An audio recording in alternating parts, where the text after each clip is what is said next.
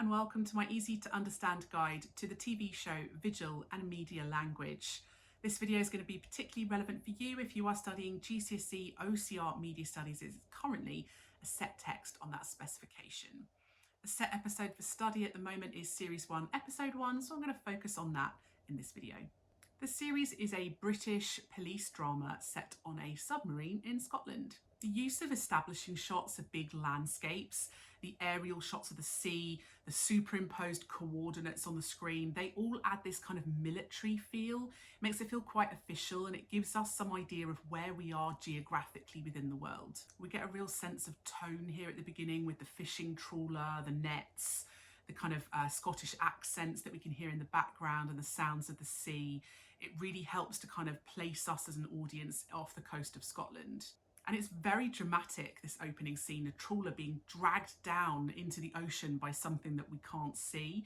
It's very fast-paced editing, very loud, lots of diegetic and non-diegetic sounds, shouting.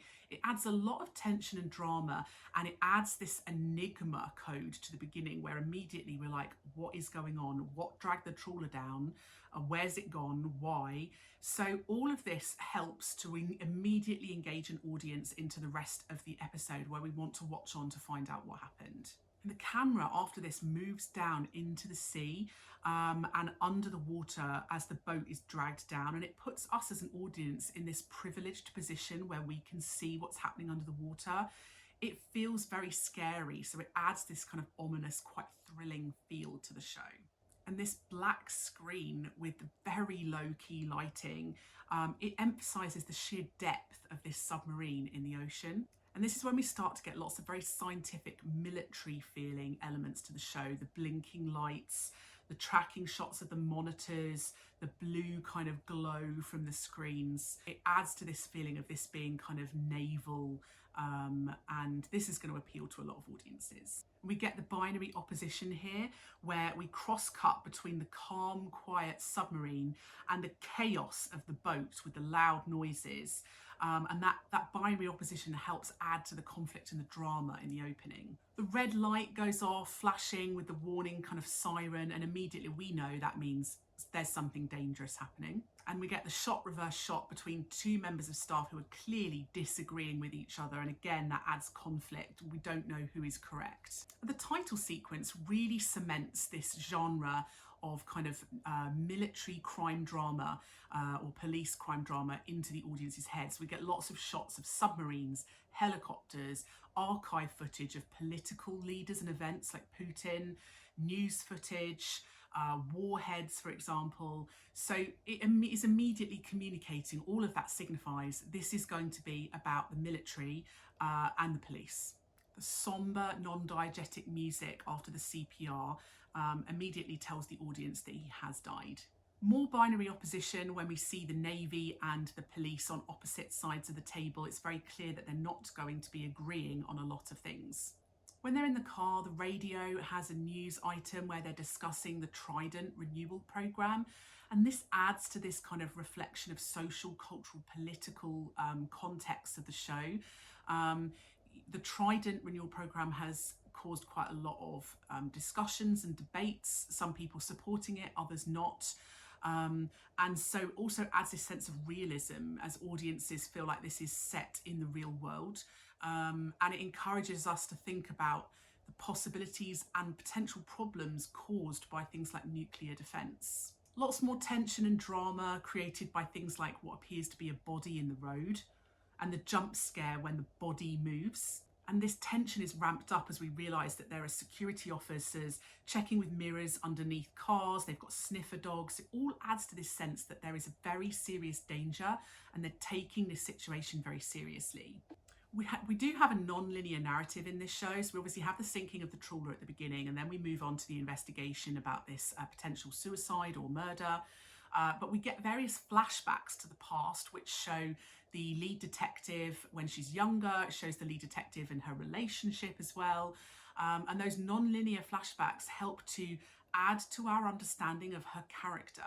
You have this warm, soft light which adds to this feeling that she had quite a happy past, but you also get quite a chaotic, moving handheld camera. Adds this sense of family life, of chaos, of fun and excitement. But there's also a lot of enigma there, lots of things that are mysterious and unexplained. The big dramatic aerial shots show the helicopter hovering above the sea. It really emphasises the isolation, the size of the submarine in relation to the size of the ocean and the tininess of the helicopter. It really makes it clear how isolated she's going to be and how trapped she's going to be on this submarine in the middle of nowhere. And when she's inside the submarine, all the way through the episode, you get these very tightly framed claustrophobic shots.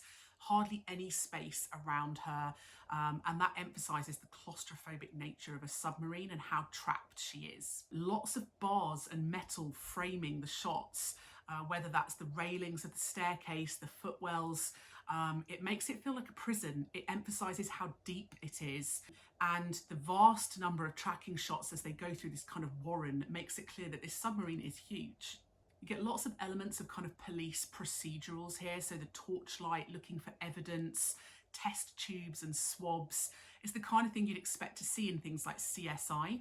It adds to this scientific medical field that she's investigating and that she's finding evidence.